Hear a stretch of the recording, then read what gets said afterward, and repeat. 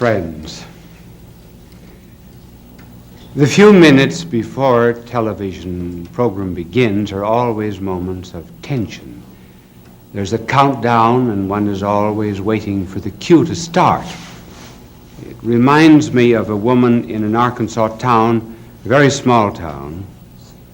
She was trying to crash the society in this village, but her husband was not very social, so she kept him upstairs with instructions that he was not to come down to the tea under any circumstances. She invited in the ladies, and she was charming them at tea, and her efforts were just about crowned with success when a voice was heard from upstairs. It was the husband, and he was saying, "Ma, there are only clean towels in the bathroom. Is it all right to start one?" So we get the cue and start a television show. And this one is about America. Sometimes the Europeans make great fun of us. This really and truly happened to a friend of mine who was studying in Switzerland. And it seems this American had gone over for his first visit to Europe. And my friend in Switzerland, who was an American, said, "Well, how do you like Europe?" "Oh," he said, "I don't like anything about it." He said, "They're not up to date. They do not have the latest gadgets. The television not in the hotel rooms." And then he said, "Buildings are old." He said, "There are churches here that are over 1,000 years old." And then dirty. "I don't find anything beautiful here." My American friend said, "Well, don't you think Switzerland is beautiful?" He said, "Take away the scenery, and what have you got left?"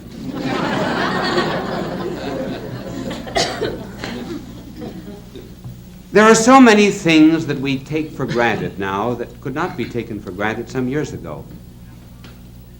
For example, our next meal. When the pioneers had to go out to shoot it. Water. But now we take everything for granted. Light, heat, transportation, television, trains and planes. We take our friends for granted. Take people for granted. And we take America for granted. And there is going on at the present time a decline in patriotism. And in order to revive it, let me tell you some of the glories of America. I'm going to mention three. The first is the origin of our rights and liberties. Secondly, the great value that we put upon the human person. And then thirdly, what America's done for the world. First of all, the source of our rights and liberties. Where, for example, do I get the right of free speech here? Whence comes freedom of press, freedom of conscience, freedom of religion? There's an audience here in this studio. They are an assembly. Whence comes the right of assembly? Don't you think that our founding fathers had to ask themselves these questions? Where do our rights come from? And liberties as well. From the state? If the state gave our rights, the state could take them away. Does the federal government give us our rights and liberties? If the federal government gave us our rights and liberties, the federal government could take them away. On March the 15th, we feel it takes almost everything else away and might take away our rights and liberties. Our founding fathers had to ask themselves these questions, and they searched about for some basis and some ground of our liberties. And they looked to one theory that was being held in Europe at the time. Namely, that rights and liberties come from Parliament. Founding fathers rejected that. Then they considered another theory. That they come from the will of the majority. And rightly, they refused to accept that view. They wanted a country in which rights and liberties did not come from the will of the majority in an election. They wanted a country in which the majority would be the custodian of minority rights. And they finally found the source of rights and liberties, and they set it down in the second paragraph of our Declaration of Independence. It is a self-evident principle that the Creator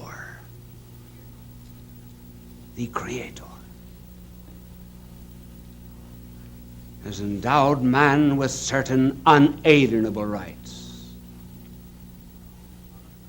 among which are the right to life, liberty, and the pursuit of happiness. In other words, our rights come from God. And therefore no one can take them away. That's very different from any theory that might exist in a totalitarian system. This is why we call now all of our rights and liberties inalienable. The Constitution puts it unalienable, but the meaning is the same. Now, if our rights came from a party, then the party could destroy them. And so we have in our Constitution, Article 9. And Article 9 of the Constitution states, when the Constitution grants rights and liberties to the citizens, it must never be assumed that the people have no other rights than those granted to them by the Constitution. In other words, simply because we have certain rights, we must never think that we have them because they're in the Constitution. No, we have them because they're divinely given. And we do not have to wait for all of our rights and liberties in the enumeration by a Bill of Rights or the Constitution. See our country as theological foundations. In other words, our Declaration of Independence is a declaration of dependence.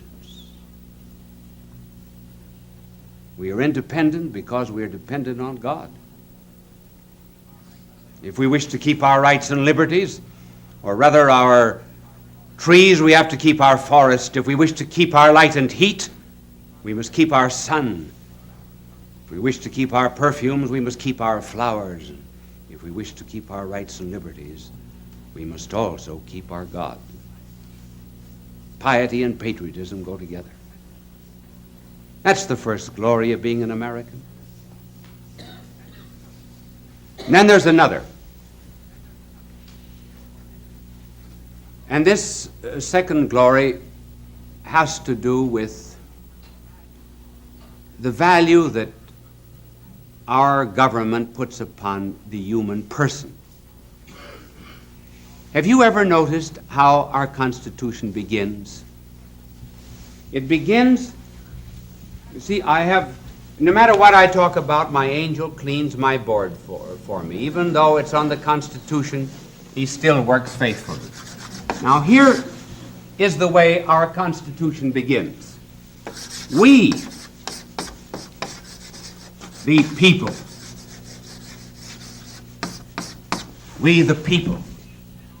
decree and ordain a Constitution. Who are people?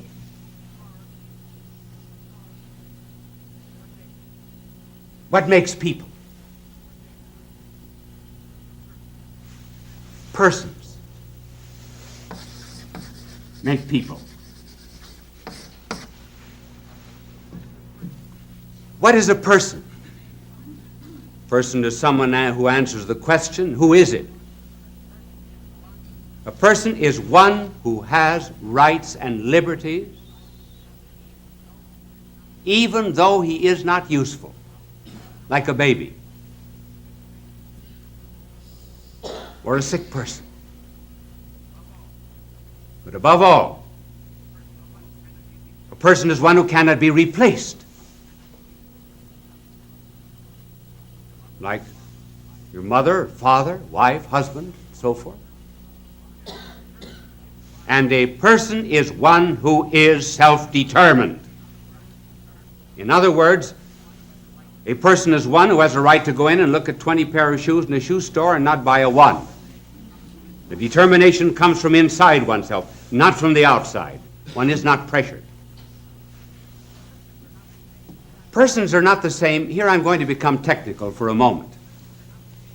Persons are not the same as individuals. When you go to the store to buy oranges, you say, well, I don't like that orange. Put in another. But you can't say that about persons. A mother who has 5 children can't say, oh no, I don't like that one. Give me another one. She has it. So individuals are very often just things. Now, our Constitution states that we are made up of persons, and persons in community constitute people. This has great bearing in the politics of the world today. What's the contrast? Of what does communism speak? People? No.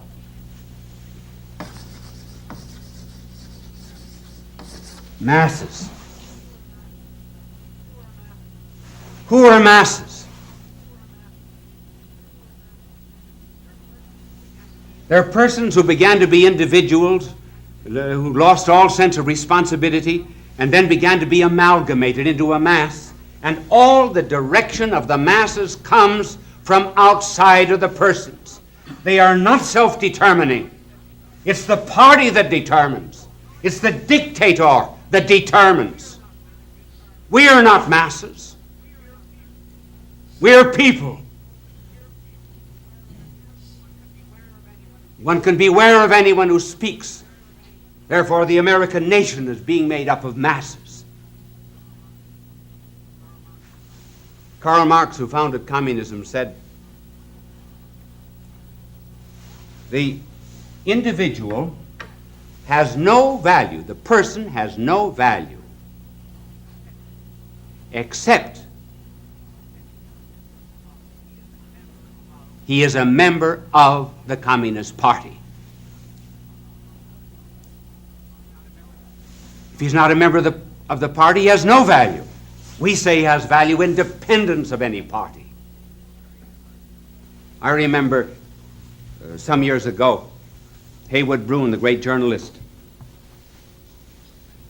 told me of a friend of his who was a cartoonist for the Daily Worker, which was the communist daily in New York City.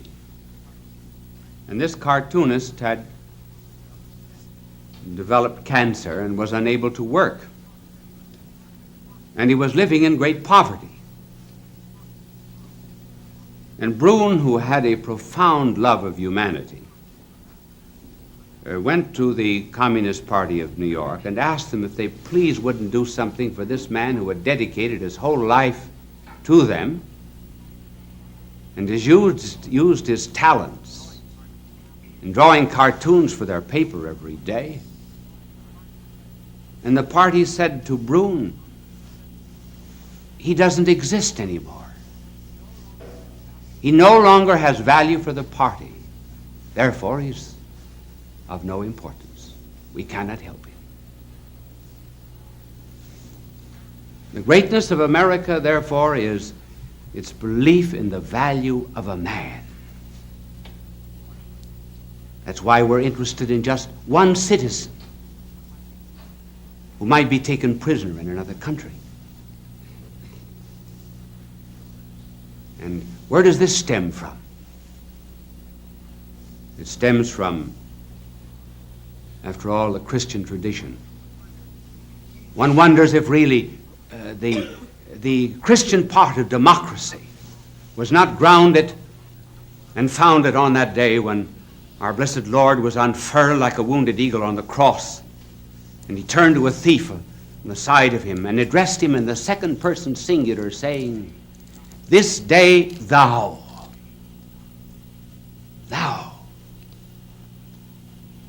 shalt be with me in paradise." He called his sheep by name. Everyone had a value because he was a person and therefore bore the image and likeness of God. This is the second glory of being an American. And the third and final, though there are more, but we do not have time to develop them all, it's our relationship to the rest of the world. Look at what we have been to the world since our beginning. The very beginning of our national history was one in which the United States was a sanctuary to the persecuted peoples of the world. In other words, those who were suffering from any kind of intolerance could come to our shores. And that still is true. Just as there was a ring on the door of certain churches in the Middle Ages where a criminal was pursued by law could have recourse. If he touched that ring, he was immune from civil prosecution, threw himself upon the mercies of God and the church. And we've been that sanctuary to peoples of other lands. And then we became an arsenal.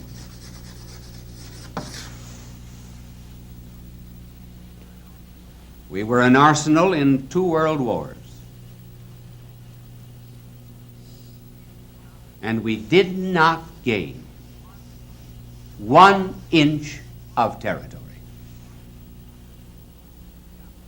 Nor did we ask for it.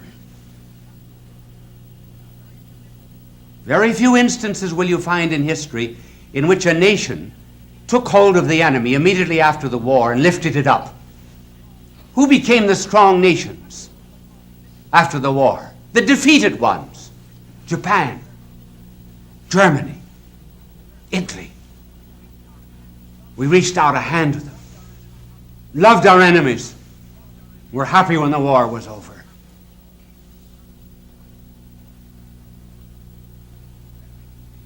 Then we became, and this is what we are at the present moment, we are a pantry.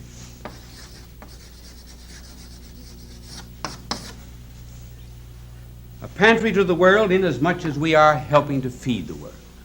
And I'm speaking not just of giving money, because that does not make many friends. I rather speak of the food that we are sending to the 2/3 of the people of the world who go to bed hungry every night. Do you not think that this is going to draw down upon us many of the blessings of God? While we find complaints, and there are always complaints in any human temporal society, nevertheless, I believe really and truly that we are destined under providence to be a secondary cause for the preservation of the liberties of the world. We have indeed a task that is not easy, because the people that are being pursued by totalitarian states have to depend upon us, and Providence has asked us to succor them. We're something like Simon of Cyrene. Remember, here was this man from Africa, for Cyrene was in Africa, who one Good Friday morning stationed himself along a roadway to Calvary. He was just curious, as any man was curious about a fellow man going to death. And as he stood there, the long arm of the Roman law reached out to him. And the Roman law said to him, "Take up that cross. Carry it." He did not want to do it.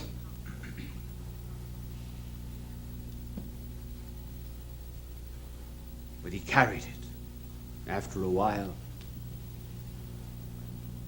the burden became sweet and the yoke light. And so it is with America. Here, a great part of the world laboring under communism and in danger of being consumed by it is on this terrible roadway of modern politics, and Providence is laying its hand on the shoulder of Americans, saying, "Take up their cross, carry it." And we're carrying a nobler cross than we know, and even a nobler cross than we deserve. Yes, we're brought close to danger, that is true, and we're like the eagles, you know, that build their nests high in the crevices, always overlooking abysses. And then when the mother eagle has hatched out the young, she will push one of the young birds over the nest. And the little eagle will fall down to what must seem like certain death. And just before it crashes in the rocks below, the mother eagle swoops down and gathers up its young on its giant pinions, flies into the air, and then out from under the bird, catches it again before it falls, repeats the process until the bird has learned to fly. And so America's pushed close and close, very often to disaster. And yet Providence, somehow or other, each time is gathering us on its giant wings. As Moses said, as the eagle stirs among its young, so God stirs among the nations, and particularly our own. And that maybe is why we, in the profundity of our vocation, have chosen as our symbol not a serpent, not a lion seeking the one whom it would devour, but we've chosen as our national symbol an eagle, flying upwards and onwards to the source of all our rights and liberties, unto God. Bishop Sheen was a pioneer in Christian broadcasting. He produced thousands of radio shows and appeared on countless television programs. When he received television's Emmy Award, Bishop Sheen said, "Thank God for a good season." The Greeks used to speak of piety, and by piety they meant love of God, love of neighbor, and love of country. Be proud of your country, as Paul was proud, saying, "Cibus Romanus sum, I am a Roman, and so I am an American." Bye now, and God love you.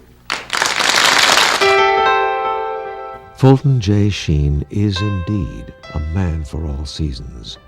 He walked a paced beat, allowing us to glimpse his nature and ponder its worth and to enjoy its presence. Bishop Sheen authored over 90 books. He broadcast countless radio and television programs and ministered in many parts of the world to people of every belief.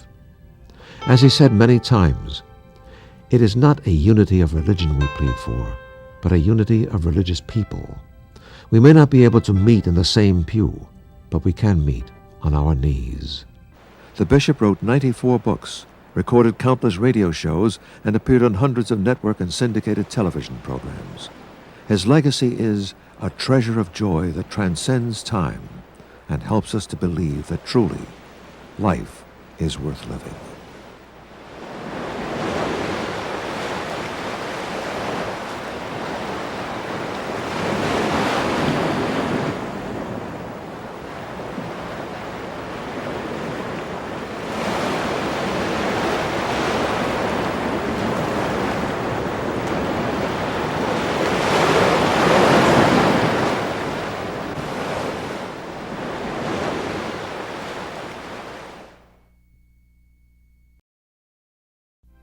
The vast white beauty of the season of winter reaches gracefully toward the sleeping mountains, and there, in the beauty of its flowing crystal sculptures, we miss seeing the simple presence of color. Even our warm, wild creatures know it's not easy finding green under a blanket of snow. but it's nice to have a friend to help you look. It is in this season of winter that we celebrate the Bethlehem birth of the child Jesus. Bishop Sheen says, "It was a breakthrough in time that changed our world, for we found a belief that is the love of the truth." Unbelief is dread of the truth about ourselves. That's unbelief. Faith is a willingness to face the truth about ourselves. And when we do, well, once that original dread is overcome and we admit the breakthrough, then we're changed. And then our mind is illumined, our will is strengthened, we have a great joy and happiness. She's lovely, isn't she? Beautiful. Hi there.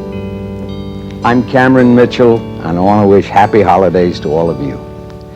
Christmas is our time of love and goodwill, a moment in the portrait of history when a bright silver star high in the night sky gave off a close and holy light, and the world in solemn stillness lay to hear the angels sing. Christmas is also a time of giving, and we've wrapped up a special present just for you, filled with hugs, kisses, joy, hope, and sunshine.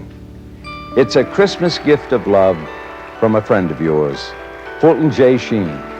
He calls it Superman and Christmas, a unique comparison of fantasy and truth, a breakthrough in history, blessed by the birth of a child of grace, peace, and love. Friends, a mother told her little boy to go into the parlor and turn on television. He was distracting the mother. And he turned the dial, and he caught a picture of me on television. He ran out, said to his mother, "Ma, Superman." Well, here is Superman in a new costume with even a new title tonight, Superman and Christmas. What has Superman got to do with Christmas? You know what Superman does, Batman. And then these men, we have mother planets. Isn't it interesting how many of those we have in our world today who, first of all, seem to come from somewhere else, just as Superman does. And quickly he changes his costume. He goes into a telephone booth or a closet, just as an ordinary mortal, and he puts on the form and the habit of Superman. And then once he's broke through with this great power of his, then he begins to do wonders. He relieves us in our afflictions, helps damsels in distress, defends those who have been persecuted, lover of the poor and the socially disinherited. And this intensely pleases the American people. Why is it that programs of this kind are so popular? I think there's a subconscious reason, almost an unconscious one. First of all, we know that the help that we need is not just among us ordinary mortals and the affairs of daily life. If we are to have the inner strength that we need, it has to come from outside. We've never expressed this, perhaps in so many words, but we know the need of it. And Superman, Batman, and men from other worlds, they satisfy our needs, at least from the point of view of imagination. They give us what we lack. We know that of and by ourselves we are not enough. Just as the music that we love is the music we already have in our own hearts,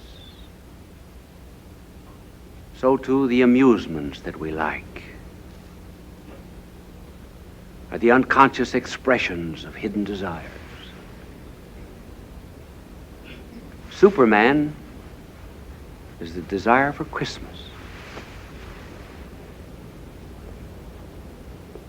It should not be hard for our generation to understand Christmas. Now I'm going to show you how Superman and Christmas are somewhat alike. I really didn't need to use this blackboard tonight, but I'm going to use it just for this one illustration so my angel can clean it. It would be terrible to have a Christmas show and not use my angel.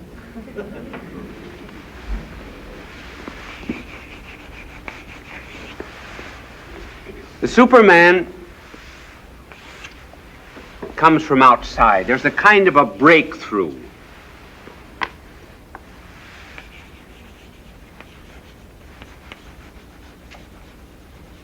Is that clear? Oh yes, it gets clearer, doesn't it? As you're right. This is unusual chalk. Invisible chalk. First, there's a breakthrough. And then, because he helps others, there is a kind of a renovation, a strengthening, an aiding. Now, Christmas is just this.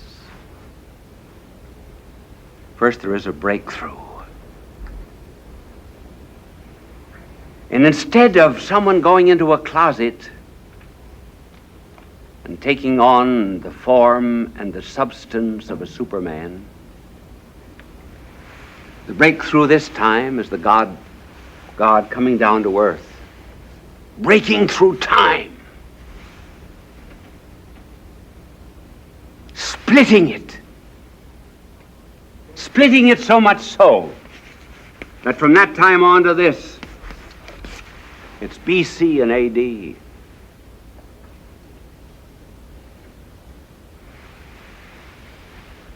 But there's this difference from Superman, and this is very important. Superman goes from weakness to power. The breakthrough of Christmas is from power to weakness. You saw the picture of the crib when the show began. Here is infinity and littleness. See, this isn't a man getting strong. This is a God becoming weak. He who made the world is in the world, even rejected by it.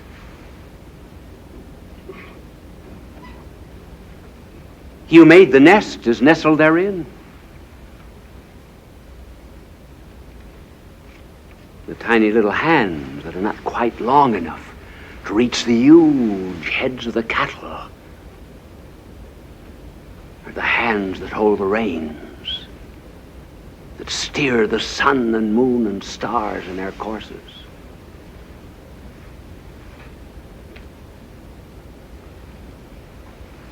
He's wrapped in swaddling bands.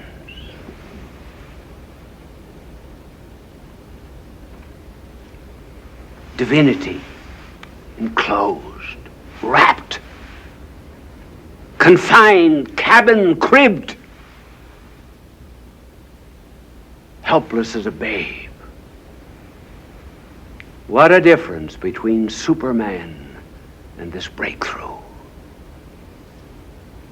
Not a manifestation of power to please the pride of man, but humility to humble man's pride. This idea of a God becoming a man that you saw there in the crib is something that's very hard for us to realize. Just suppose a Suppose you loved dogs, and you were sorrowful for the way dogs were treated by some masters or neglected. And you had the power to dispossess yourself of your body. But you could do with your soul what you wanted. And you took that soul of yours and you put it into the body of a dog.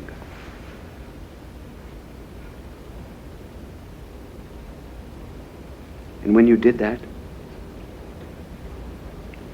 you would resolve, but rarely to exceed the limitations of that dog organism.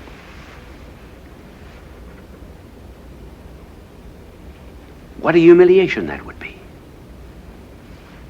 You know that you had a mind that could write poetry and that could study science and absorb literature and understand Dante and Aquinas, and yet here you were in the body of a dog. And then there would be another humiliation. And that other humiliation would be because you went into the organism of a dog, you would have to associate with other dogs, knowing all the while that you were better, that you were a man. You think it humbling to become a dog just simply to give dogs examples of good conduct? Well, what do you think it is for this breakthrough? Not going into a closet, but going into a stable and a crib.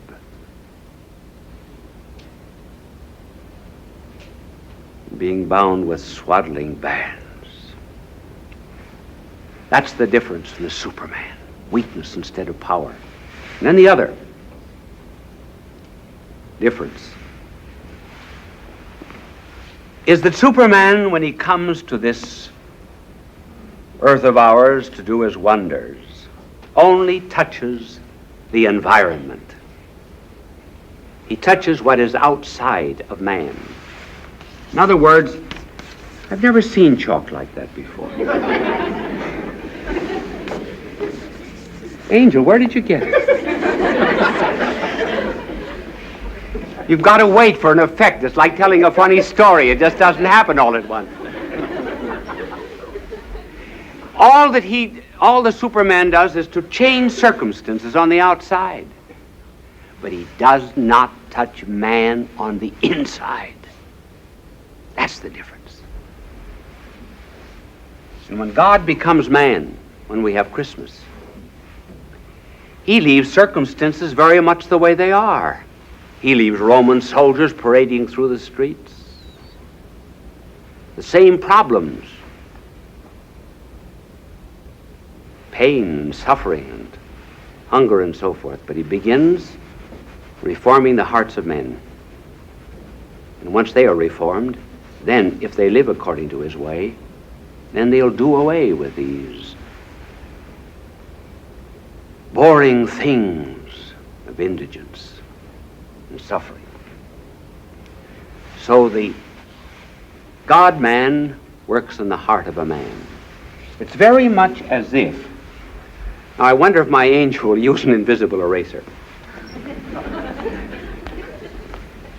Now, this internal operation of God when he comes to this earth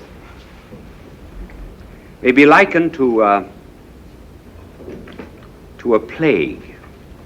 Suppose that there was something in the world today like the Black Death during the Middle Ages. Remember, that wiped out 1/3 of the population of Europe? And suppose a great scientist found a remedy for that plague. And he made the remedy available to the whole human race. There would be some who would come to be relieved. Others might not. Now that's just exactly what happened when God came to this earth. We're all willing to have our circumstances changed. We like to have more money. Maybe live in a different house. But do we want our thinking changed? Do we want our loves changed? And the God-man who came to this earth came for the remedy for moral and spiritual plagues, came to make us happy on the inside. Not everyone wants it. He came into his own, and his own received him not. Now this is Christmas in terms of the Superman. Now let me reduce it to a concrete case. The breakthrough, how he operates through what we call his grace. It means an illumination of the intellect and a strengthening of character. I did a great deal of work in my life in Soho Square district of London, which is the international area of London. And in one church there, because I was an American, I had to get up early and read the first Mass. The English sleep late. Well, this was Christmas morning. Christmas. And that night there had been a heavy London fog. Believe me, our smogs here in New York are nothing compared to the fog of London. When I opened the door, a limp figure fell in. It was a young woman. She'd been asleep against the door. It was almost frozen. And I said, how did you happen to be here? She said, I don't know, Father. I said, oh, Father? Yes, she said, I used to be a Catholic, but not anymore. I said, how did you happen to be here? Well, she said, I don't know, I was a bit drunk. Well, I said, men often drink because they like the stuff, and women drink because they don't like something else. What didn't you like? Well, she said, I didn't like the three men. She says that I was going with, and they were beginning to find it out. I was playing false to them. So I got drunk. What is your name? She told me her name, pointing to a billboard on the Cross and Blackwell Jam office building across the way. I said, is that your picture there? Yes, she says, I'm the leading lady in that musical comedy. Well, I went in, made her a cup of coffee, and I said, come back now this afternoon. And she said, I will come back on one condition. That you don't ask me to go to confession. I said, all right.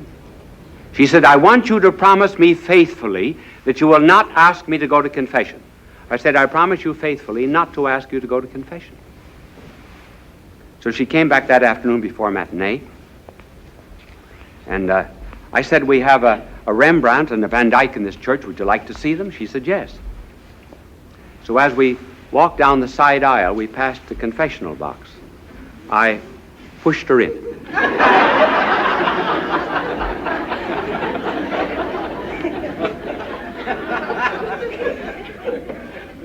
I didn't ask her to go. I always keep my promises. Well, she went to communion. She was there month after month, and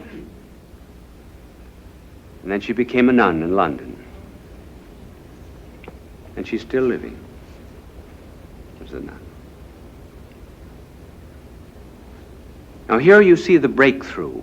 Not the breakthrough into a crib, but the breakthrough, well, into a stable, a heart that's a stable.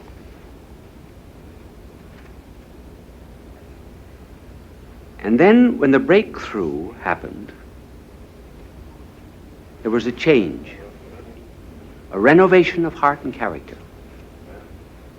so that she was no longer what she was before. It was not the outside that was changed, it was the inside.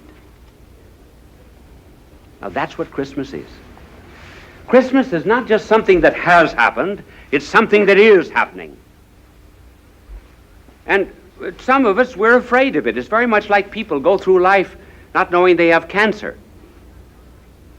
They're unhappy, they're sick, they're a bit miserable, but they don't know why. If a doctor tells them that they have cancer, then their whole attitude toward life changes. They may be even able eventually to find a remedy. So people stay away from this babe of Christmas. They stay away from Christ. They're a bit afraid. Unbelief is dread of the truth about ourselves. That's unbelief. Faith is a willingness to face the truth about ourselves. And when we do, well, once that original dread is overcome and we admit the breakthrough, then we're changed. And then our mind is illumined, our will is strengthened, we have a great joy and happiness. So I say, therefore, it's hard for some people to accept Christmas. But I'm going to give you a tip, because I'm talking to everybody. I always do on television. If you do not want to start there, in that stable, with the full recognition of that breakthrough, I will tell you where to start.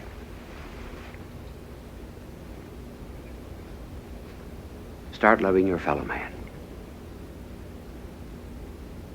Start loving your neighbor.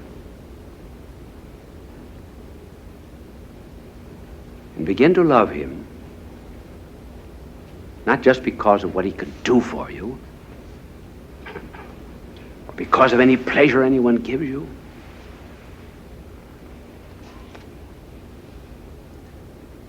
but just love him as a fellow man, and then eventually you begin to see that he's a creature of God. The only unhappy people in this world are the people who are selfish.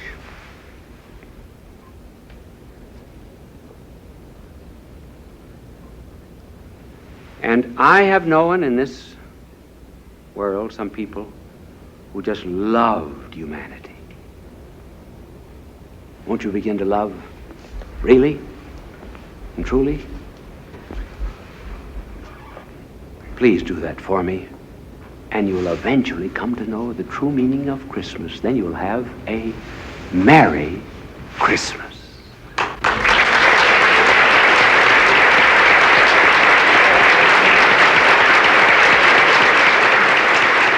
Happy Christmas, Bishop Sheen. Happy Christmas. In your presence, there is a benediction and a grace. In your memory, we have lit the candles of fellowship and hope, knowing that our experiences of unity in human relationships are more compelling than the concepts, fears, and prejudices which divide us. These tiny flames must burn in our hearts all year long. Happy Christmas, Bishop Sheen.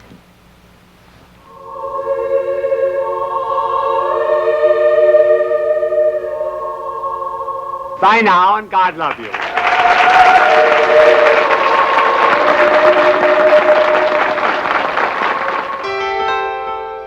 Fulton J. Sheen is indeed a man for all seasons. He walked a paced beat, allowing us to glimpse his nature and ponder its worth and to enjoy its presence. Bishop Sheen authored over 90 books. He broadcast countless radio and television programs and ministered in many parts of the world to people of every belief. As he said many times, it is not a unity of religion we plead for, but a unity of religious people. We may not be able to meet in the same pew, but we can meet on our knees. The bishop wrote 94 books, recorded countless radio shows, and appeared on hundreds of network and syndicated television programs. His legacy is a treasure of joy that transcends time and helps us to believe that truly life is worth living.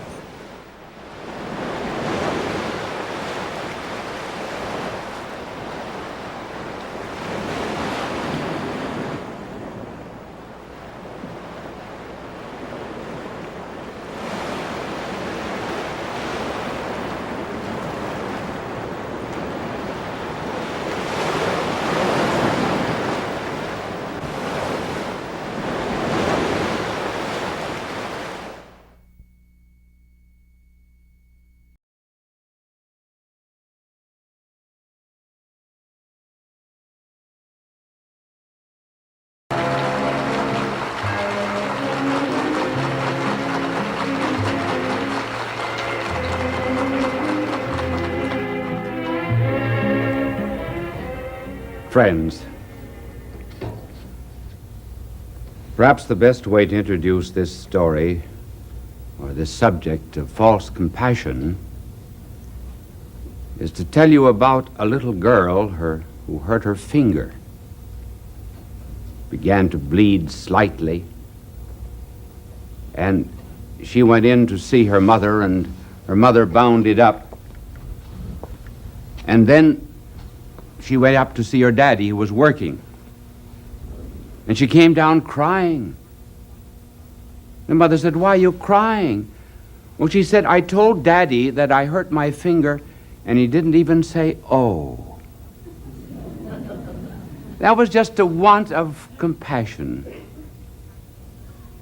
Compassion is a sympathy, a pity, an ability to be wounded when others are wounded, and to feel the sores of others as one's own. That is compassion. There's always been compassion in the world, and the right kind. We will distinguish later on between the right and wrong kind. Even the old Greek historian Herodotus, who lived several centuries before Christ, tells that he was shipwrecked once on an island, and the people came out and cared for him, built fires and fed him. We know of the compassion, and kindness, and sympathy of the Muslims. They will even kill sometimes their last lamb for a visitor. Then there was the story, it's only a legend, I suppose, about Abraham. One day a visitor came to Abraham's tent, and Abraham killed a lamb, gave him the best bed, showed him every courtesy and kindness, and yet nothing pleased the visitor. He didn't like the food, he didn't like the lamb, he didn't like his bed, he didn't like the tent. And finally Abraham threw him out. And God said to Abraham, "Listen, Abraham, I've been putting up with that man for 40 years. Can't you put up with him for 3 days?"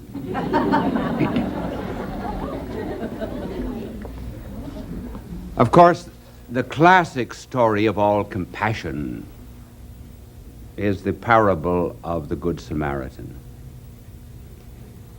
And it is interesting how that parable began and how it was occasioned. A very clever lawyer came to visit our blessed Lord and said, "What must I do to inherit eternal life?" Now the lawyer wanted an argument. Lawyers like arguments. And our blessed Lord, in answer to his question, asked a question. Sometimes it's well, not always to be put on the defensive with a question. Ask another. And so, when our blessed Lord was asked the question, he said, "Well, what do you read in the law?" And he quoted the law. Love God with your whole mind and heart and soul, and love thy neighbor as thyself. And our blessed Lord said to him, "Well, do this and you will live." Well, he didn't want that kind of an answer. And so he introduced a rather technical question. It seems practical, but he meant it to be technical. Namely, who is my neighbor? How do you define him? And then our blessed Lord told the story of a man who went down from Jerusalem to Jericho. And you do go down. As a matter of fact, the distance between the two places is about 2,400 feet. I mean the descent. And he was waylaid by robbers and beaten. And a priest and a Levite passed by. They had no compassion for the wounded man. That was not too great a tribute for the priest and the Levite. One explanation that is given is that they found the man already robbed. Maybe, who knows? It could happen. And then a man who was a stranger and an alien, namely the Good Samaritan, passed by and brought him to the inn and then offered to return and pay all expenses. And so our blessed Lord said, now who's the neighbor? Well, the lawyer said it's the one who showed compassion. And our Lord said, that's right. Now do this and you will live. So there's always been a right kind of compassion, and it manifests itself in various ways. It can be physical, it can be financial, it can be moral. Financial compassion would be helping the poor. And this really happened to me the other day going to my office. Some tramp came up to him and he said, would you give me $31 for a cup of coffee? And I gave him $1, and then it suddenly dawned on me, $31. I said, why do you want $31? I said, a coffee, a breakfast will only cost you $1. Why do you want the 30? You know what he told me? He said, you wouldn't want me to go into a restaurant dressed in this suit, would you? Well, at that point, the priest passed him by. Then there's also a physical compassion, too. You probably have often seen the picture of a boy that's carrying another boy on his back, and someone said, isn't he too heavy? No. He said, he's my brother. Then there's moral compassion. Suppose a judge sentences a man to death and then says to the criminal, I will take the sentence. I will be hanged for you. Well, that in some way typifies the great moral compassion of God coming down to this earth and taking upon himself our sins and dying for us. Now, compassion always implies what? It always implies a moral order. Namely, a distinction between right and wrong. Between the man who was waylaid on the road and the robbers and the thieves who beat him up. And compassion also implies that there's a distinction between a man destroying himself through his own fault and being destroyed by others. That's true compassion. Now, what is false? And this is what we're in today. False compassion. False compassion, which is gradually growing in this country, is a pity that is shown not to the mugged, but to the mugger. Not to the family of the murdered, but to the murderer. Not to the woman who was raped, but to the rapist. Not to the poor girl who's given a shot of dope, but to the rich boy who happens to come from a fine family. There are some judges, some in some of our courts. There are some social workers, not all. There are sob sisters. There are the social slobberers who insist on compassion being shown to the muggers, to the dope fiends, to the throat slashers, to the beatniks, to the prostitutes, to the homosexuals, to the punks. So that today the decent man is practically off the reservation. This is the false compassion. How did it start? It started in literature. In the novels of William Saroyan, John Steinbeck, where pity was extended through the novel to the good-natured slob. Then the novels of Mandel, James Jones, and others, in which pity is shown to every kind of pervert and degenerate. As one character says in the novel, the girl said, "He called me a tramp." Imagine that, he called me a tramp. And the other girl says, "I don't understand it. Just because you go out and do all the things that a tramp does, and steal and so forth, doesn't mean that you're really not a nice, fine girl."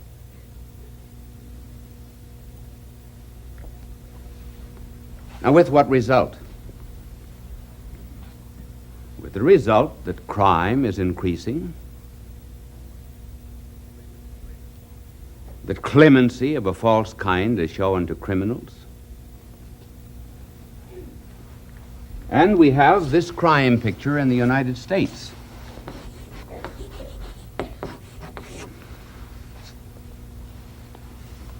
There is a robbery in the United States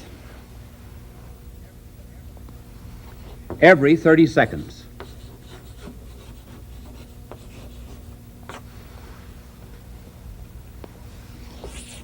There is an auto stolen every minute.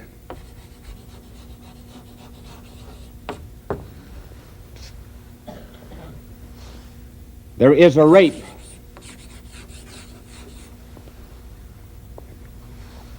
every 3 minutes.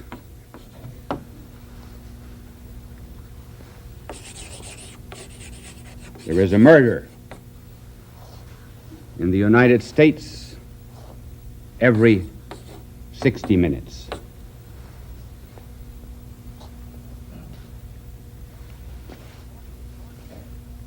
"43% of those who have been arrested for robbery and larceny have already received clemency in courts through false compassion." In New York City alone, there are 60,000 narcotic addicts. I do not know how many there are in the United States, but here's the national figure. Of all of those that are arrested for dope pushing, selling, taking narcotics, 37% are released. They are not guilty, they're just sick, that's all, just sick. And most of those are brought back then for more crime, because they've committed greater crimes.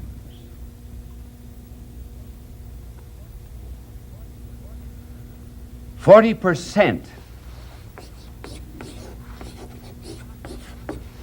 of the property damage in the United States is committed by youths between the age of 10 and 17 years.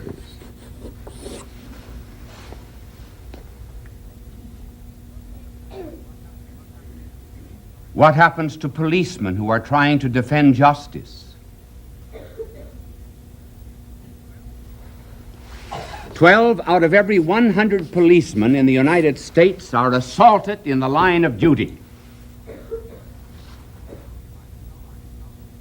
Why assaulted? Is there respect for authority? Or is there pity for the dope pusher, for the thief,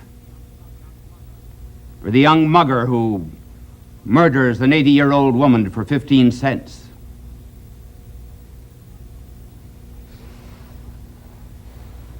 Part of the blame for this crime picture has to be laid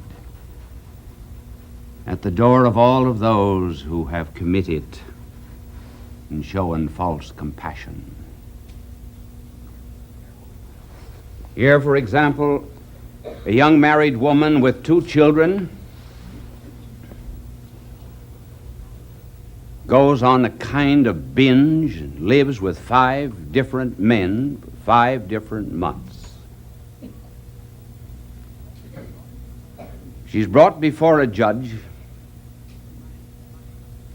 who finds that her good husband, a science teacher, was not sufficiently humanistic because he taught science. I never knew before that that destroyed human nature. But he was considered by the judge not sufficiently humanistic. So the judge ordered that the house in which they lived should be given to this mother, that the two children should be cared for by the state. The husband should pay her $200 a month until she was emotionally restored, because she was more to be pitied than censured.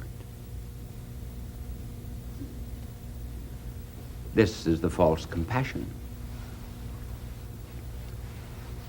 There was a professor in one of our universities here in the United States who had just finished a lecture on the fact that there's no such thing as right and wrong. We are only sick. And the great clemency must always be shown to every kind of criminal. On his way home from giving that lecture, he was mugged, robbed, and badly beaten. He insisted on being taken to the police station before he was taken to the hospital in order to complain against the police. That was the hard way to learn.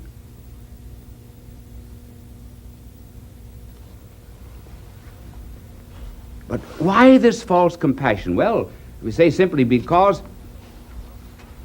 we've broken down the standards of right and wrong. Reduced everything to a malady and a disease. That after all, if I say that the time, let us say, is 10 minutes to 8, and you say, no, it's 10 minutes to 12, well, all right, who's going to decide? You mean to say we got to have something outside of our clocks to decide what is the right time? Suppose you go into a store and say that a yard means 23 inches. Someone else says, no, it's 24. Another is 36. There's no standard outside of all of you? Who's going to decide what is right?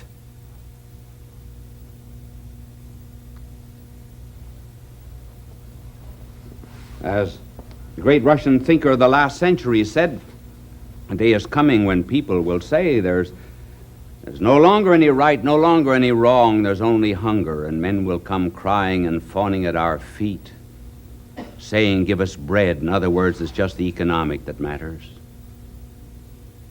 Nothing else. Even youth is saying, many who are arrested today will say, well, no, I gave up alcohol because there was no kick in it. I went in for dope because there was more kick. What will be the next step? What will it be? Because remember that our reactions, emotional reactions, always decrease. For example, if I did this all the time I was talking to you, you would notice it, but if I did it for 25 minutes, you'd get used to it. In order to make it noticeable, I would have to do that. So it is with sensations. We always have to increase the stimulus in order to get a similar reaction. Now, if we're going to give up, if youths are going to give up, say, alcohol because there's no kick in it, then go in for dope, what's next? There is latent in our society a grave danger that we may go in for a kind of masochism and cruelty. In the distant future, there could be such a thing even as persecution of some social or religious class. But I think there will be a step before that. I think that we in America will revive bullfighting. And I think we'll get new kicks out of mugging bulls. That'll be the next step. What's to be done to stop this false compassion? Well, one thing that might be done is we might institute kind of conservation corps for the hardened youths and put them under a tough Marine sergeant, where they will be paid for learning a craft.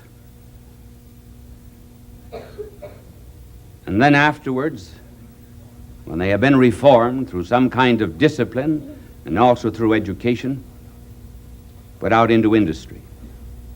Another is by establishing throughout the country serious volunteer workers. That is to say, those who will take care of the youths who are brought into court, have an interest in them. This is already working out all over the world. It's worked out in Vienna, so much so that in Vienna, where they have houses, 24 boys living in each house, and a volunteer worker at the head of each house. One boy had reformed himself from alcoholism, and then when he was out, he went to his father, who was an alcoholic, and his father said to him, said to the volunteer worker who rejuvenated this delinquent, he said, "You've ruined my son. He's no longer an alcoholic." The volunteer workers who take this job seriously have had great success. In one state in our union, only 37 out of 379 cases failed to restore use. And in another, in Vienna, 92% of the cases were successful. Simply because they were given a mission, a job, something to do. We have perhaps even ought to reform our child labor law. Young people are not allowed to work on account of the law. They're old enough to work. They're old enough to commit crime. They do not want to go to school. We assume in the United States that everybody must go to school. I mean, even go to college, so that college today is, instead of an intellectual privilege, it's becoming a kind of a social necessity. You have to go. But some of them are not made for books. Let them learn crafts.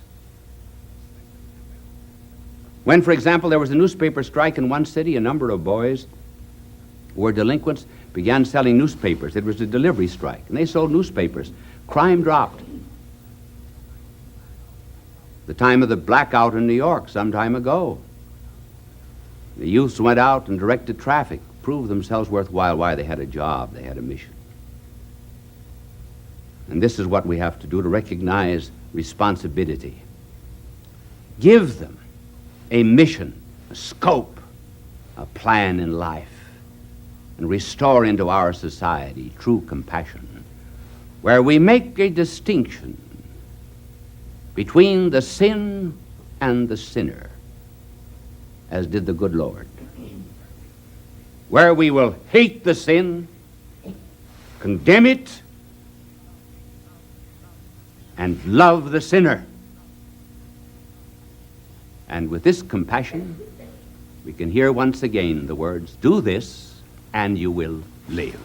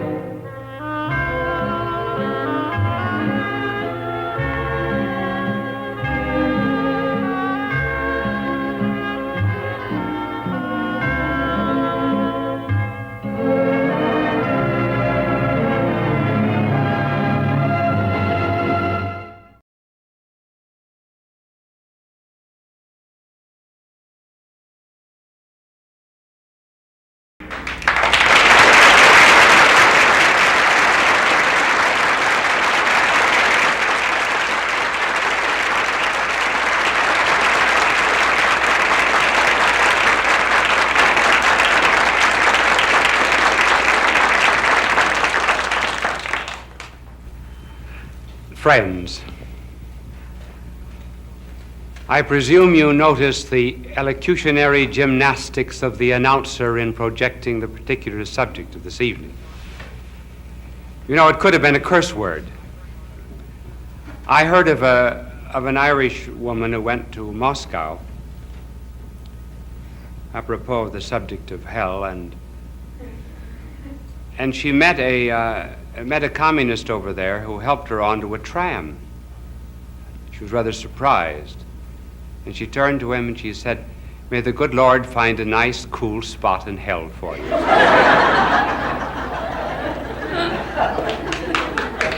You know, this is a subject, of course, that's bandied about by fundamentalists and modernists. I was once disturbed, about 2 or 3 o'clock in the morning with the doorbell ringing frantically. And when I answered it, there was a drunk at the door, and he said, I don't know the difference between fundamentalism and modernism. And I said, well, you come back tomorrow morning and I will tell you. He says, tomorrow morning I'll be sober and then I won't care.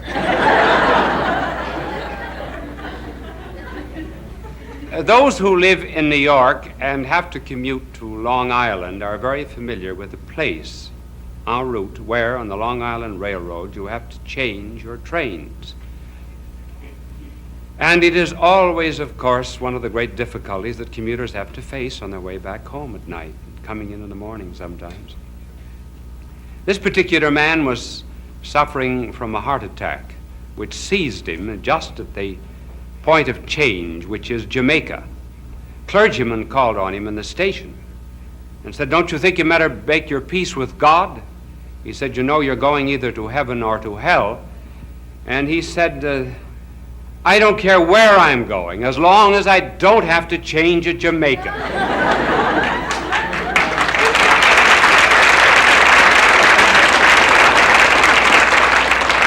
Well, we're not going to talk about the eternal hell, though there is one. We're going to talk about an entirely different kind of hell, which is the psychotic hell, or the neurotic hell. Now, the moral universe has, of course, I suppose, best been portrayed poetically by Dante. And the moral universe was one in which man is here in the center, and he's given a moment of time in which to say aye or nay to his eternal destiny. This is the choice of the moral universe. Now, in our times, hell has moved inward, inside of a man. Freud has done much to put man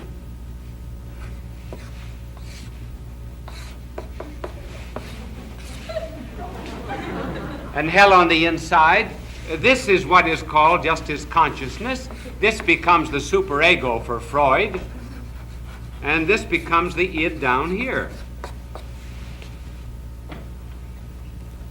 Now, the hell of which we're going to speak is that of not just the egotist, but of the egotist who becomes a neurotic.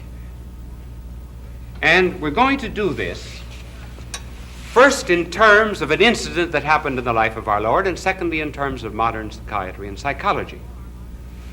And for our modern terms, we go to the gospel.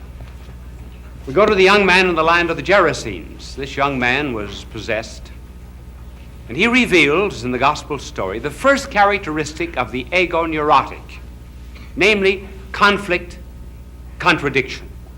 Man is at war with himself. Now, everyone, of course, is at war with himself, in the sense that he feels dual. We're made up of body and soul. But here, the conflict is much more intense. When our blessed Lord came to this young man, he said, "What is your name?" The young man said, "My name is Legion, for we are many." Notice the contradiction. Personality is the mark of is signified by a name. Now this man says, I do not have a personality. Mine is split. Mine is like the Roman legion. There are 6,000 men in the Roman legion.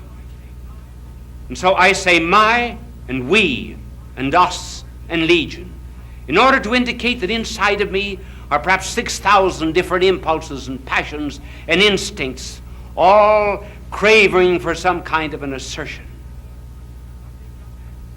And what this young man revealed as the conflict is also, isn't it nice, you know, for my angel to clean my board when I'm talking about hell? The conflict on the inside of modern man is something like this. Here is the real self, what a man is. Over here is his phantom self, his shadow self, what he believes himself to be. Now, the ego neurotic always has to have this phantom self nourished, constantly seeking praise, adulation, has no reverence or respect, generally for those who will not praise him. He must be served all the time. But while he is boasting, vaunting himself, enlarging his ego, all the while he knows he's a phony, because he has to live with his real self. But he tries to make his way in the world by making, as I say, everyone serve him. Incidentally, he's preparing in a certain sense for the welfare state, for the socialistic state in which every ego is nourished not by his own responsibility and by the fulfillment of his own duty, but by a government, particularly a socialistic one. That's the first characteristic of the ego neurotic. But it's not yet an inner hell. Now, the second state is one in which there is a hatred of fellow man. This was evidenced in the gospel story by St. Luke saying that the young man lived alone in the tombs. He was homeless. No one would pass by the road where he lived. Putting that in our modern psychological language, a man who cannot live at peace with himself cannot live at peace with his fellow man. Being at war with himself, he projects that inner conflict, that civil war, that earthquake. He projects to the outside. Dr. Viktor Frankl, one of the great Viennese psychiatrists who passed through Nazi and Soviet concentration camps, says that you could always tell the ego neurotic by the fact that he hoarded his cigarettes. When a man in a concentration camp began to keep the cigarettes for himself, he had lost his hold on life and his relationship to his fellow man. He said as long as the man was normal and he saw suffering around him, men going to death and men dying, he would share his cigarettes with others. But when he began hoarding, he was manifesting that antipathy to fellow man, which is the mark of that inner hell.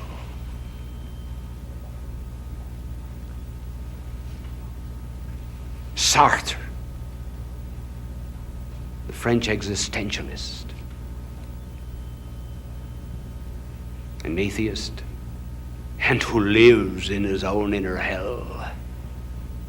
Oh, how he described it in his drama called Huis Clos. Kind of a peephole. Hell to Sartre is an apartment house outside of Paris in the suburbs. 3 people live in it. Well furnished, no flames, no fire, except on the inside. But every ego is psychoanalyzing every other ego.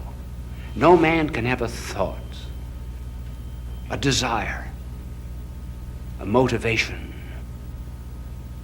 that is not known by the fellow man. The essence of personality is something which is incommunicable. But here, the neighbor is the one who destroys that personality and therefore is hated. And then developing that idea in one of his own books, he said,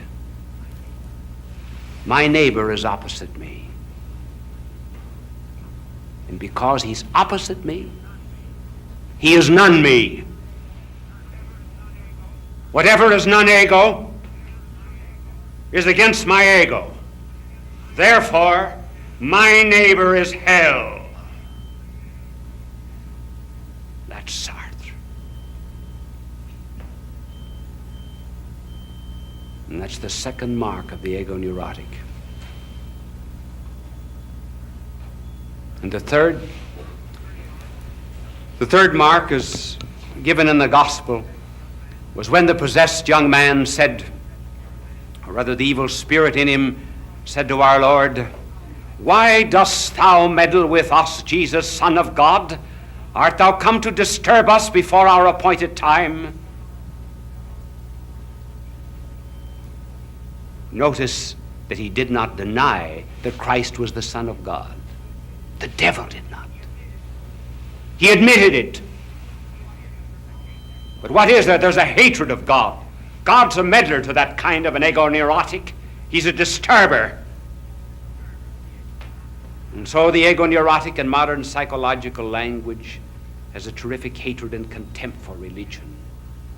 And it is not so much that he knows there is no God, it is rather that he wills that there be no God. And sometimes that will becomes action. And when there's a corporate will that there be no God, and the action is corporate, then you have militant atheism. Then you have communism. And this is the hell there is in the ego neurotic. The fugitive from himself, the fugitive from his neighbor, the fugitive from God. T.S. Eliot said in one of his fine lines of poetry, in a land of fugitives, when he who goes in the opposite direction seems to be going the wrong way, when everyone is throwing themselves into an abyss, the one who runs from the abyss is called a fool. The fugitives who plunge themselves in. And our blessed Lord described this inner hell as a worm and a fire. The worm that dies not. The fire that is not extinguished. We say that even in our common language. When we run up against people of that kind, we do speak of the worm. We say, what's eating you? Or what's burning inside of you? This is not the end of hell, it's only the beginning. And of that fire, the poet W. Yeats has written,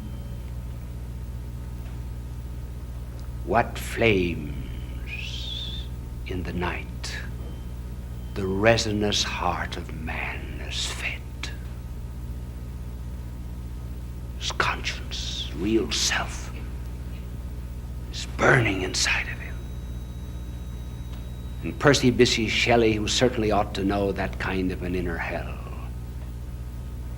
spoke of it again as the serpent, as our Lord did, and said, that undying serpent that calls her venomous brood to her nocturnal tasks. In other words, all the serpents come seems to devour the soul within. This is not the end of that kind of hell, but we are not to dilate too much on this kind of an ego neurotic, except merely to describe it in these poetic and psychological terms. More important still is how to get out of it.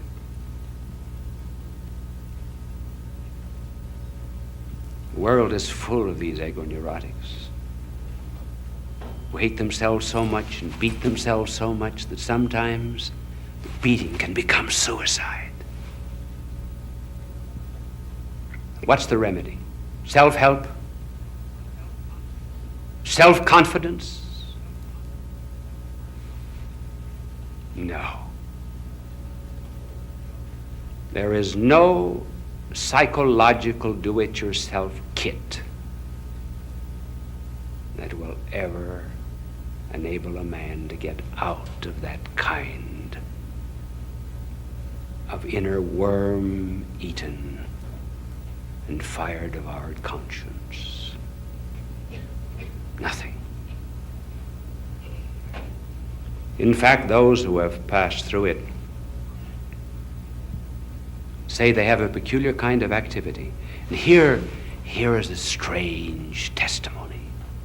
The testimony of a man who does not believe in God, who has done everything he could to destroy decency, morality, and virtue. He prided himself in being a follower of Nietzsche to a point where he went on doing evil so that evil would become his good. I'm speaking of the French atheist and communist André Gide. And André Gide says of himself in his diary, "If I could at least relate the drama, could depict Satan as he is when he takes possession of a man." An absurd notion, you may think, but I have lately come to understand it for the first time. You are not merely taken prisoner, but the evil, which is an active power, demands from you activity in his service. Where do the communists get the energy? Gide tells us. You are compelled to be fighting for false and perverse causes. No, a man cannot help himself. Our blessed Lord said, "What man by taking thought can add to a stature 1 cubit? He cannot gather figs from thorns, grapes from thistles." So there has to be a power that comes from the outside. If, for example, I should take a ball and throw it across this library floor, that ball would go in a straight line unless there was a superior power that diverted it in another direction. So too the ego-neurotic mind is going in a certain direction. There's nothing can stop that direction except some power that comes from the outside that diverts it. And that is the difference, you see, between world religions and Christianity. In all world religions and in just psychology alone, man attempts to go to God or to happiness by lifting himself by his own bootstraps, by meditation, by self-denial, by practice of the Eightfold Way. Whereas in Christianity, this is the process. God comes down to man. In other words, a beachhead is established from the outside in the heart of man who wants to get out of that inner hell. We're open on the side of our finiteness. It's possible for something to get in us. We are not to think that simply because external circumstances surround us and even overwhelm us, we will all act necessarily the same way in virtue of those causes.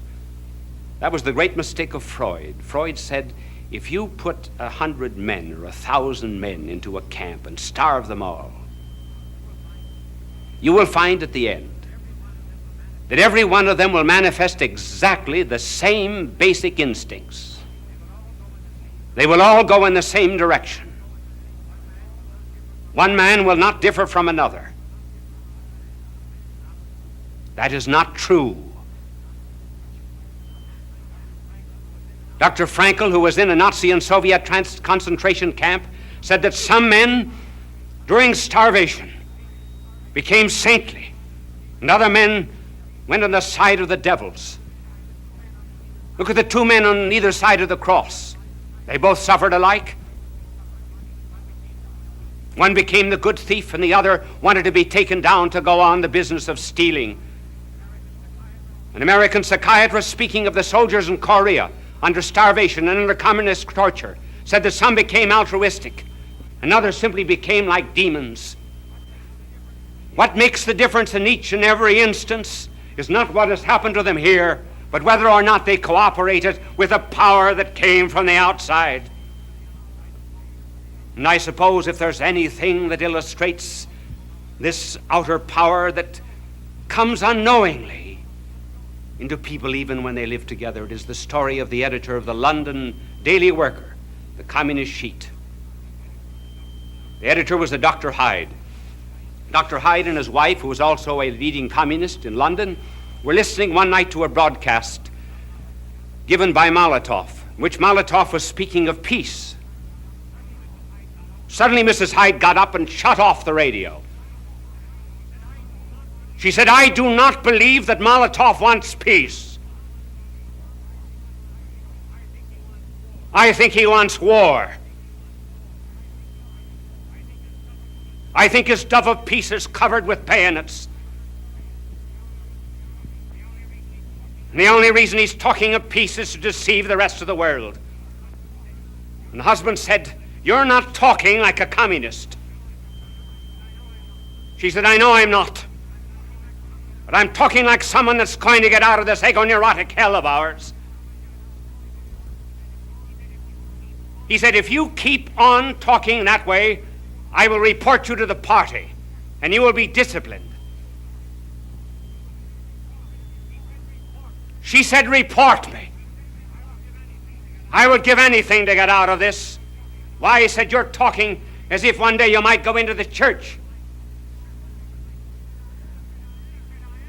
She said, "I am." He got up and said to her, "So am I. Shake."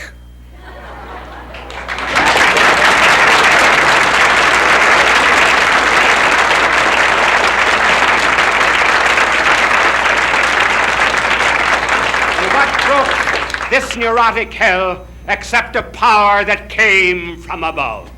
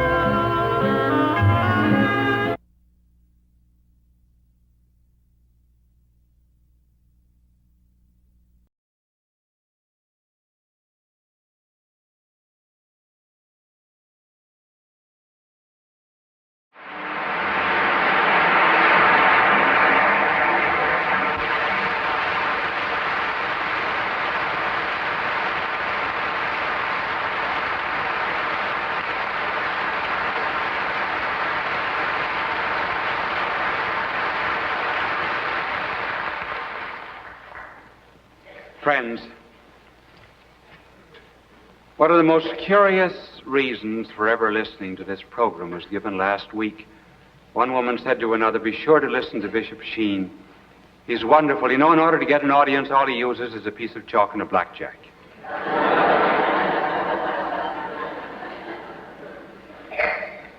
Well, you asked for it, namely the subject of angels. We received many requests for that particular subject. As you know, there are various names that are given to angels. Sometimes a pedestrian that jumped too late is called an angel. Every year is a leap year for the pedestrian.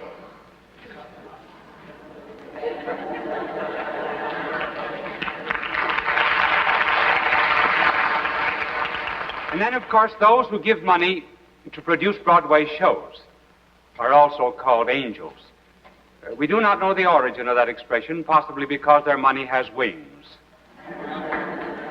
Then, before marriage, many young girls are called angels by the young men who are in love with them. After marriage, they are called angels, too, because they're always harping on something.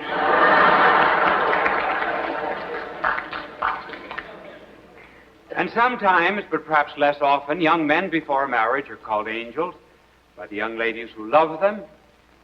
And then after marriage, well, one little girl said to her mother, Mommy, she said, I've never seen an angel with a beard or a mustache. Do men ever go to heaven? And the mother said, yes, child, but they get in by the close shave.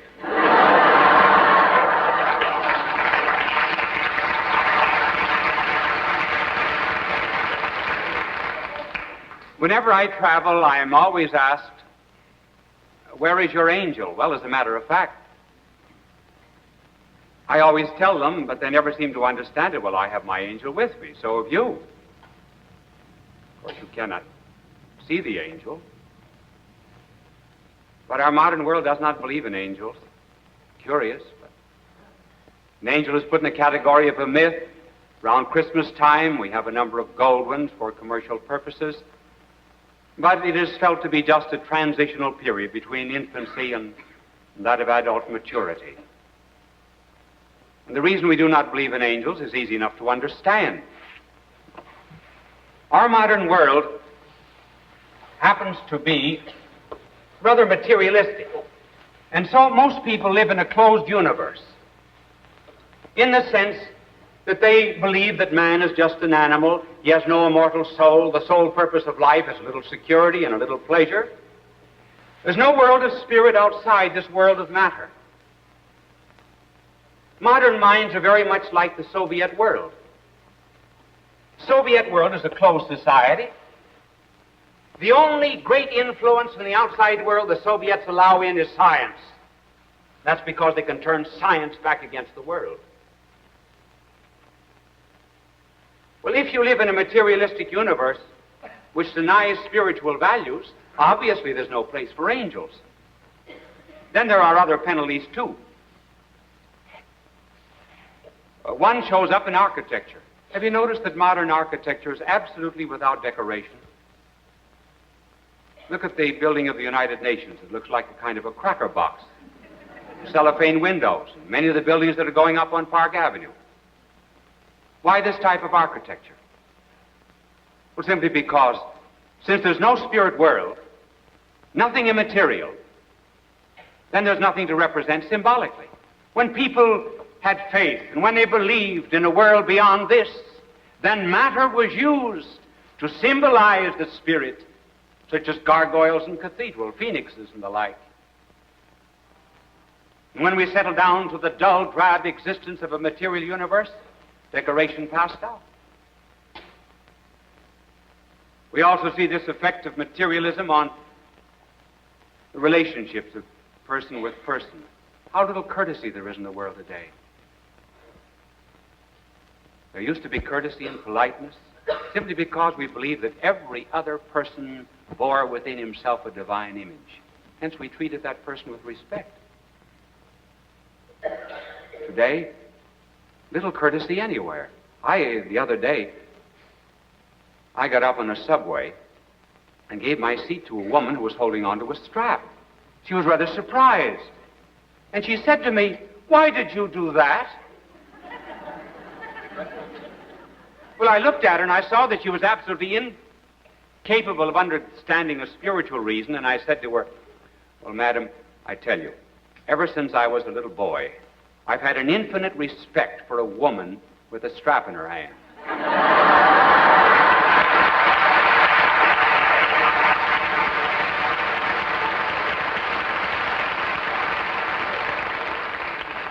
But the fact that our materialistic world has no room for angels does not mean that it still needs the infinite and the spiritual.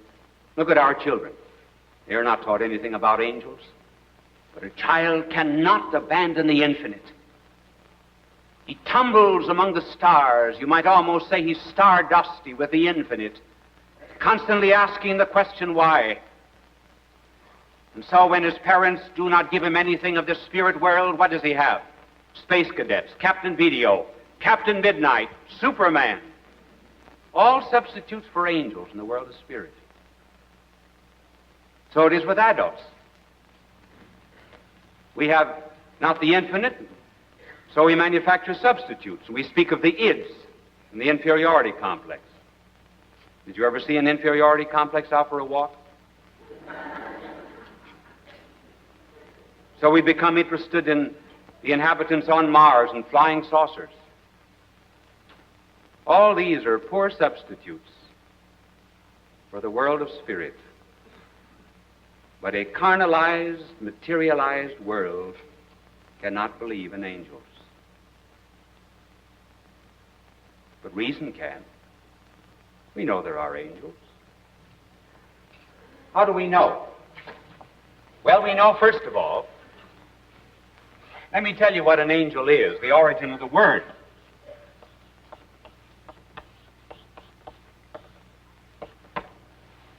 Angelos means messenger.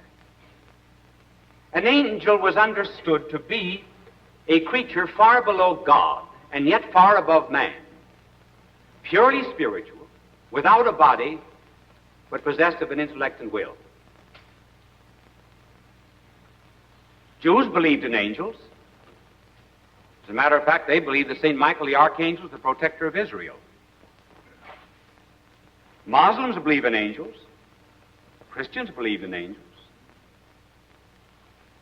And pagans believe in angels. Reason demands angels. Seneca speaks of angels. So does Virgil. So does Plutarch. Epictetus said that every man is a guardian angel. Plato and Aristotle said that God used the angels for the government of the world. And the reason pagans believed in angels was something like this. An angel to a pagan was necessary because of the hierarchy of the universe. First they said, here is the world of matter. Then above that is the world of life. Above that is the world of sentiency belonging to animals. Above that is the world of intellect and will in man with a body. Therefore they said there ought to be some creatures above, possessed of an intellect and a will, but without a body and below God. And hence they people their world with angels. An angel is very smart, much smarter than man.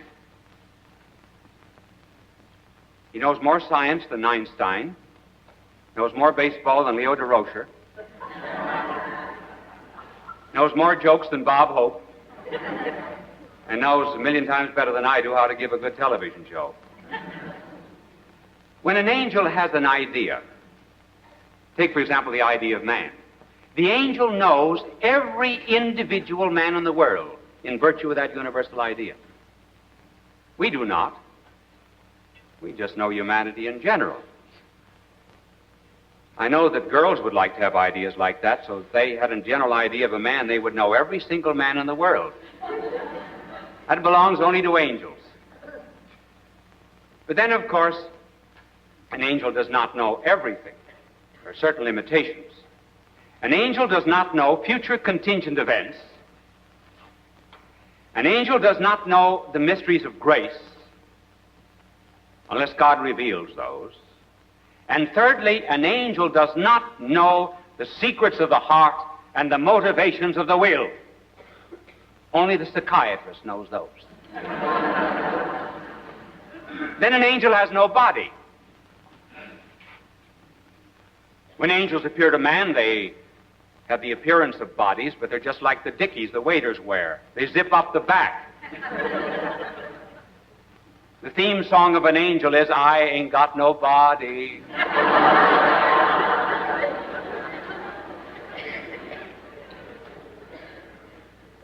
And therefore an angel never has anything that gets loose, which is a great convenience. Now, not all angels are good. There are some angels that are bad. And I'm going to get, if my little angel doesn't change this board in a minute, I'm going to give him a square halo because he'd be a blockhead.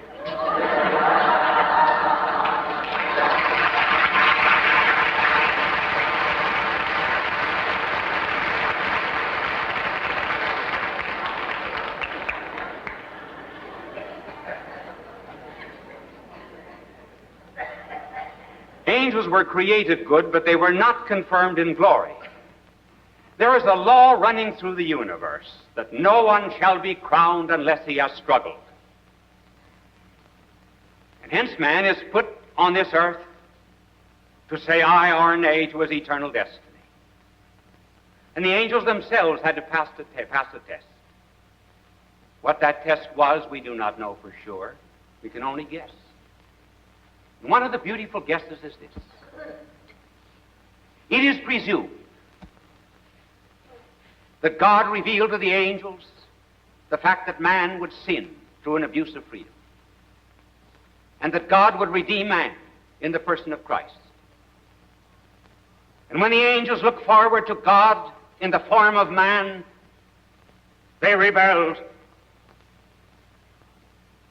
They said that God should not lose such dignity as to descend to lowly human nature, that he should become an angel if he would humiliate himself.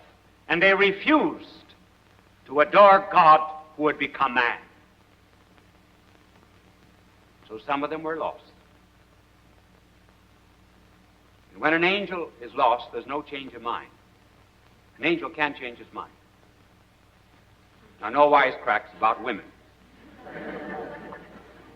They say the reason a woman's mind is cleaner than a man's is because she changes it more often.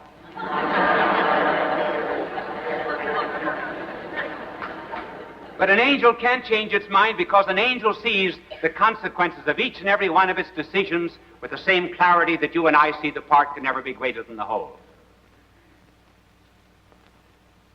And once we understand the meaning of the word part and the meaning of the word whole, the principle flashes.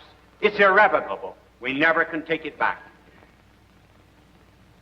Man does not see things that clearly, hence man can be forgiven 70 times 7. But the angel's will and decision is irrevocable. If lost, they are lost forever. And they are called the bad angels. And there are a lot of them. One wonders, incidentally, if many of the people today who are committing murder and who are saying, I heard a voice saying, kill him, kill him. If it was not an evil spirit suggesting it. Though an evil spirit cannot impose itself upon the will of man, man still remains free. The suggestion would come from the outside, just like a billboard or an evil book.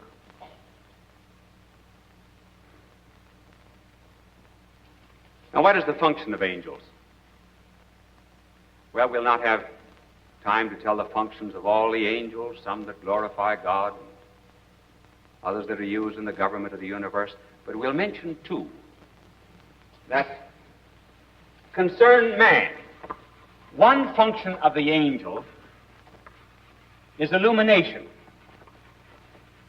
and the other function is that of being a guardian. First of all, illumination. An angel can illumine our mind in the way of truth and also infuse good ideals. We should not be surprised at that.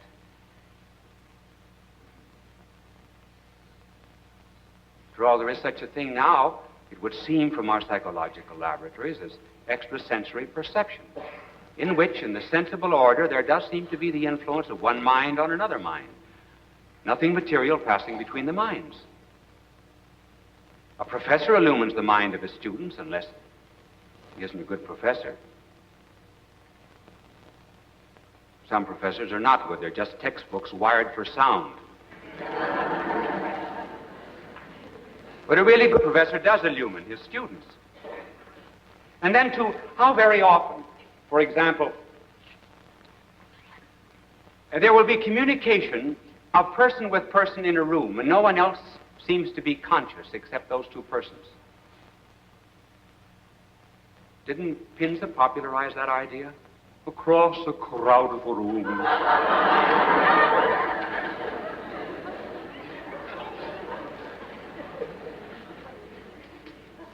And I think, too, not only does an angel put good ideas into our heads, but I believe also that an angel sometimes, when we do wrong, stirs up our souls, causes a little bit of anxiety and worry and fear, so that if we're not going to God with the path of goodness, the angel will worry us until we throw ourselves back again to God.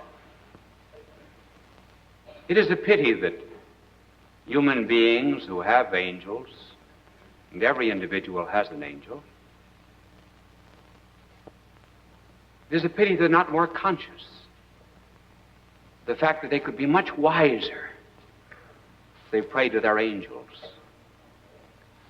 After all, aren't we much better always when we travel in society that's a little bit nobler than ourselves? Even the children, have you ever noticed? They will often say to their mother, "Mama, watch me as I do this." And then they always do it better. I play better tennis with a pro than I do with a dub. Why, you have a chance to move in a far better society than the Joneses. Why worry about keeping up with the Joneses? Keep up with the angels. And you'll be far wiser and happier. And then, too, an angel is a guardian. Every person in the world has a guardian angel. And why? Well, because every individual is worth more than the entire universe. As our blessed Lord said, "What doth it profit a man if he gain the world and lose his soul?" Below us there are only species, and nature is careful not to preserve individuals, but just species. But when you come to man, each one is of sovereign worth, and God has given to each a guardian. And hence our Lord said of the guardian angels of children, that the angels of children always see the face of the Father in heaven. What is it that protects children when they fall out of second and third story windows?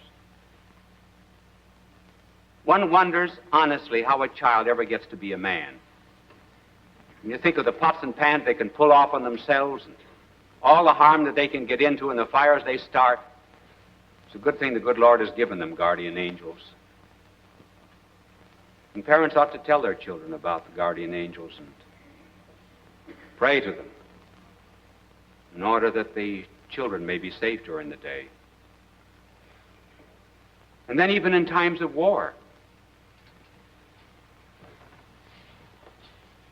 A Jewish soldier told me this story. During a battle, he was with 4 men in a trench. And it seems as if this particular shell that hit killed the 4 men. He alone was saved. He said he heard a voice saying to him, "Get out of this trench." And he crawled on his stomach across the mud to another shell hole, and as he did, the shell exploded in the one that he left. In the second hole, the second time, he heard the voice, and he left that, and the shell exploded there, and that continued 5 times. The Jew afterwards told me, for the first time in my life, I began to feel the protection of God through an angel. He said, I'd read about angels in the New Testament, but had never thought of them. And then flying. Some people are afraid to fly. You know, I think that's a terrible insult against God to be afraid to fly. Because people are practically saying to the good Lord, as long as I'm here on this earth, you can't touch me. I'm safe.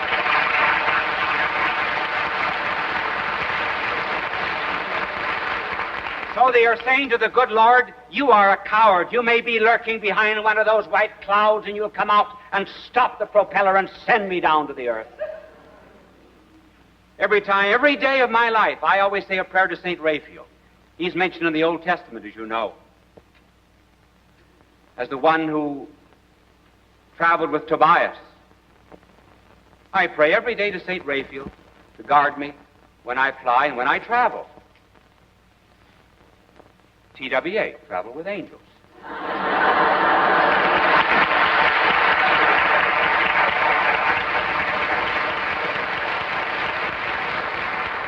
That commercial ought to get me a free trip to Newark sometime.